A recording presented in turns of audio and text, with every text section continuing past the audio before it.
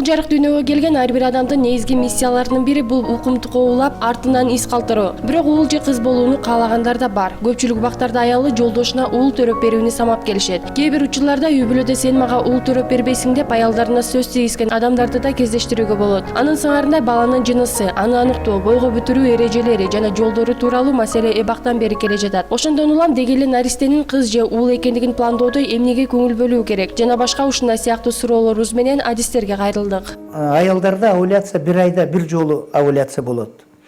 Өмүрүндө, аялдардын өмүрүндө менструалдык цикл башталгандан баштап климакс болгончо ар бир айда бирден доминанттык яйцеклетка жетилип, ошонун ичинен овуляция болуп, яйцеклетка чыгып турат. Ал эми уруктанууга даяр жетилген жумуртка клеткаларынын иштеп чыгуу процесси овуляция деп аталат. Кыз же эркек кылыштын бир определенный жолдору бар.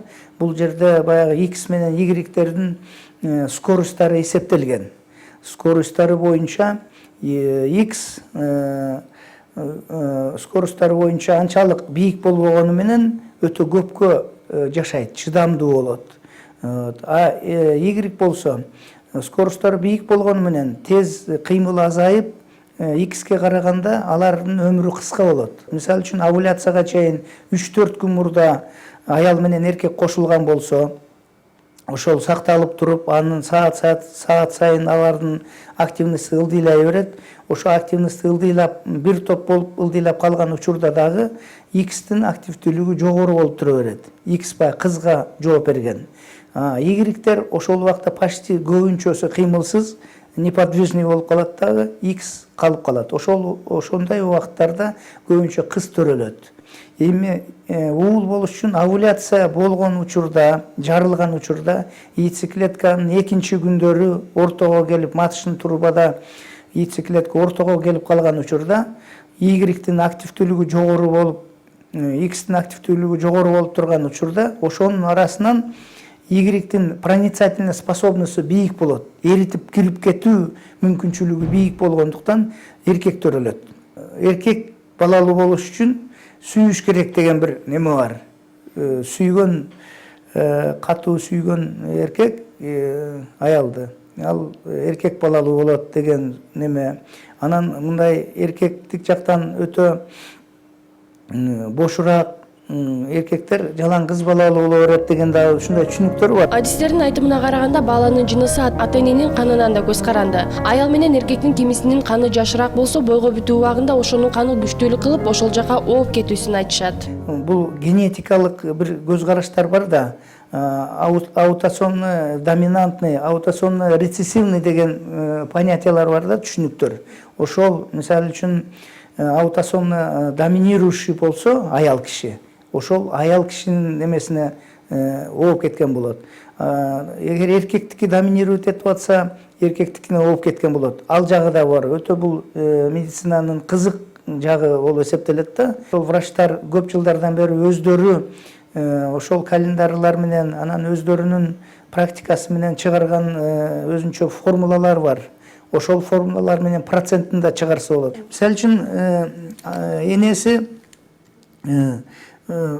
79-жылы 4-айда төрөлгөн болсо, ал эми апасы жолдошу ноябрь айында төрөлгөн болсо, 11-inde бул число 15 болуп атпайбы?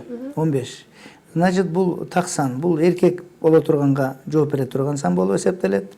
Эгер аялы 2-айда төрөлүп, күйөөсү 10-айда төрөлгөн болсо, 12-ай. Бул аял кыз төрөлгөнгө неме кылынат. Жарык дүйнөгө келүүчү наристенин кайсыл жыныста болуусу бойго бүтөр малдагы диетадан да көз каранды. Кыз болуш үчүн обычно баягы көбүнчө таттуу тамактарды, кофе, шоколад деп коет, ошо таттуу тамакка чаптырган убакыттарда көбүнчө кыз болот деген ушундай неме бар. Ал эми эркек болуш үчүн обычно мен эркектерге жаңгак, анан кийин мынау ашкабактын ашкабактын семечкасы деп коет. Ашкабактын уругун азыраак кургатып, азыраак көп эмес кууруп туруп, ошону чагып жесе укмуш күч берип, ошол убакта эркектер өлгөн убакыттар болот. Бул жооптулар азыркы убакта коомчулуктагы жат көрүнүштөрдүн бири кызтеке, бири-бирин жактырган кыздар тууралуу төмөндөгүлөргө токтолду. Жок, кызтеке деген бул ата эненин күнөөсү болбойт. Бул жерде өзүнчө бир линиялар жүргүзүлөт да. Мисалы үчүн бир изолиния. Изолиниянын үстүнөн тестостерон бийик болсо, тестостерон линиясы кетет. Эстрогендер бийик болсо, астынан эстрогендердин немеси кетет. Кызтеке болуп калган неме, изолинияда ошо тестостерон менен тестостерон линиясы менен изолиниянын ортосунда да бир линия өтүп калат. Жогоруда айтылган эрежелердин кандайдыр бир деңгээлде өзүнүн чындыгы бар болгону менен ага толук ишенип же ишенбөө керек деп айтуудан алыспыз. Анткени бул жашоого келген ар бир наристе жараткандын буйругу менен эмеспи. А бирок баарынан да ата эне өз убагында медициналык кароодон өтүп, тиешелүү түрдө өз ден соолугуна кам көрсө, болочоктогу наристе кайсы жыныста болбосун дени сак болуусуна шарт түзөт.